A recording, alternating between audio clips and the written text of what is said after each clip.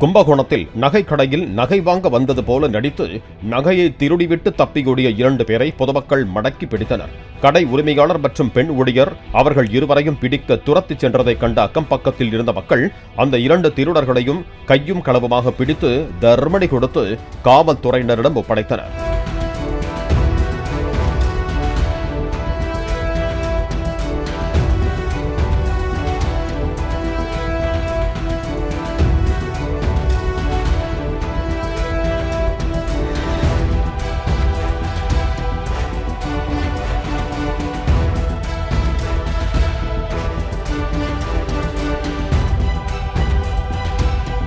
Play store மற்றும் app ஸ்டோரில் இருந்து பாலிமர் செயலியை QR கோடு மூலம் பதிவிறக்கம் செய்யுங்கள்.